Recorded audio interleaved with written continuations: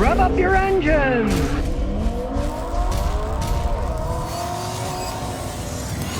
Madman says, how do you turn off an oil maintenance required light on an '08 Lexus ES350? It's really getting annoying. I hate this modern crap. I do too, and I'm a mechanic. Just annoying stuff. They're all slightly different. Now, what you do is just go to Google and type in reset oil maintenance light, put your make model number, and you'll find a video and just follow the video. It's the easiest thing to do. You push certain buttons, then it'll reset itself, and they all have a way that you can push buttons. Now, me, I never remember any of those sequences anymore because one, I'm getting old, and two, I got all these fancy computers. So for me, rather than looking it up and remembering and pushing a zillion buttons, I get my fancy scan tool, just plug in. I only have to push one button that says reset it, and it automatically resets it. I don't have to go through that rigmarole pushing this button and that button. But just do a little research, Google it, you'll find out a way to do it. Write it down, then you'll remember. Or you might even just copy the video, and anytime you need to do, just watch the video. Okay. J71205 says, Scotty, I'm looking to buy a new car that's reliable and fun to have. Any ideas? Well, it depends what you want, you know? If you want a cute little sports car, get a Mazda Miata. Those things can run a really long time. They are fun to drive. They don't break down. If you want a little sedan, get a Honda Civic. They're fun to drive. If you have a whole bunch of money, get yourself a nice Lexus sports car. They're really fun to drive, but they cost an awful lot of money. You know, the decent ones start at like $65,000, $70,000. So now, if you want a car that actually, as far as I'm concerned, hey, it's really reliable and fun to drive. Your Toyota Camry, families fit in them. Every time I go someplace, if I want a comfortable highway drive, because I fly everywhere and then I rent a car, I'll rent a Toyota Camry. I just rented one in Nashville. I was totally impressed by the vehicle. It got such good gas mileage that even though it's an hour's drive from my son's house to the airport in Nashville, hey, I filled it up at his house and it was still full when I got to the airport. So I didn't have to stop and deal with that crap of bringing it back full by refilling it, because it went a whole hour and it still said full on the gas gauge. So they're reliable. You know, a lot of people think they're not sporty enough, so maybe a Mazda if you don't mind a small little car. DJ Max 96 says, Scotty, thanks for your work. After replacing the throttle body with the TPS in my Yaris sedan, do I need to get somebody to reset the idle adaptation so it idles right? No. You don't need to. The Toyota setups on those are, when you replace it, you start it up, just drive it around. And usually within a couple of days, it'll go right back to total normal idling.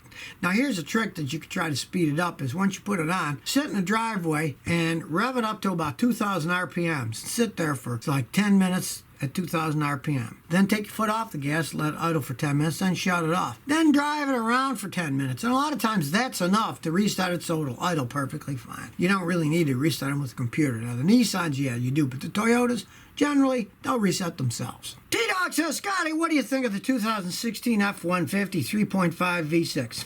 Well, they're very good trucks, but me, I would go for the V8. If you're getting a Ford F-150, generally, you're a truck guy, you're going to carry a lot of stuff. You're probably going to tow a lot of stuff. The V8 is much better in the long run for doing all that stuff. Yeah, you get the V6, it's got EcoBoost, it puts out more horsepower and all that, but it strains the engine more. It's not going to last as long. That's just common sense. And the better gas mileage goes down the toilet once you start pulling a lot of weight. Because when they give you the gas ratings of V6 and four-cylinder engines, that's done without weight in the vehicle, not pulling things, not with a bunch of stuff in the bed.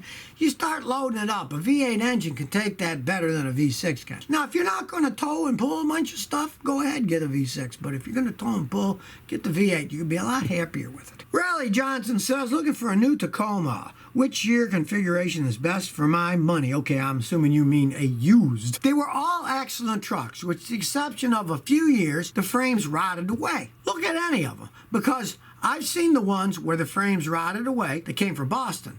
And yes, the frames were rotted away. But I've seen the same year that spent its entire life in West Texas, out in the desert. There wasn't any rot in them at all.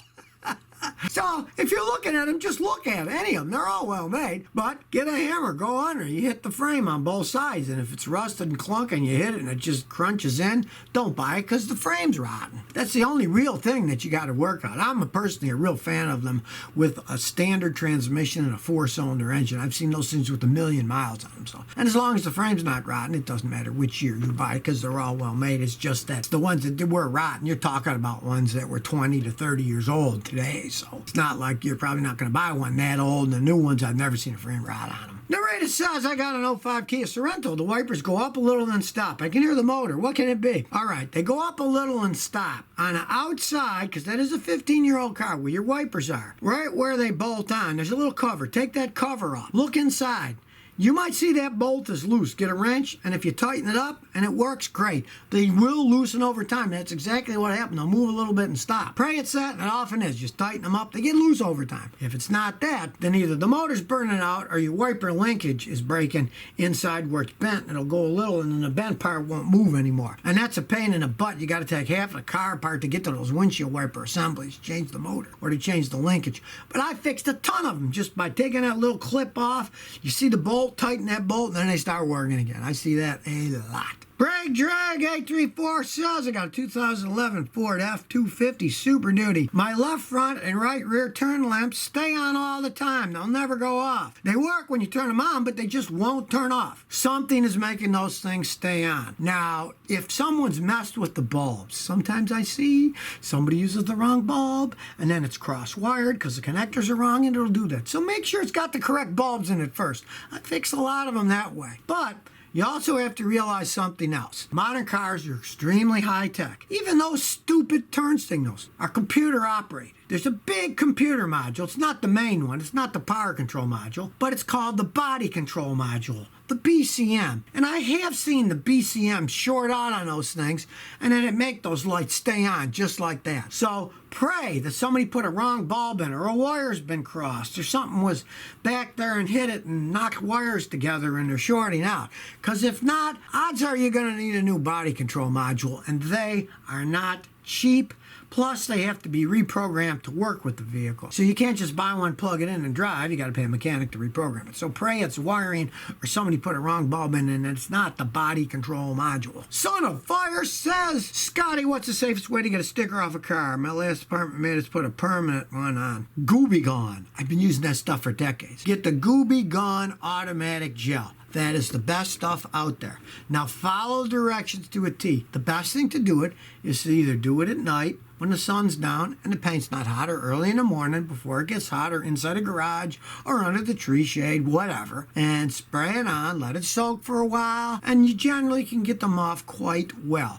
Realize you want it to seep in. A lot of times you start at the edges, and you can get any kind of plastic scraper. What I use is, if you've ever had an old junker car and you put Bondo on, they come with those plastic spreaders to spread the Bondo. You can get those at an auto parts store. You can get a package of like 50 of them for $5 or something, and use those to scrape, because the plastic won't hurt your paint. And if you scrape little edges and then it won't come out anymore, put some more Gooby Gone on those edge parts that came off, and just keep working your way through. And by the time you're done, you can get them off. I have done a lot of stuff with Gooby Gone. I've even taken off stickers that are the chrome nameplates, because I had a customer who had a 420 and he wanted it to look like a 450. So he bought the 450 emblem, the chrome one, and I used Gooby Gone and took the 420 off and then glued the 450 in its place. And it didn't take more than about 15-20 minutes of me squirting and scraping and squirting to get the whole original one off. It's pretty good stuff. Gooby Gone automotive gel. That's the best. Chief Pontiac said, Scotty, whatever happened to Joe Isuzu? He just couldn't tell a lie.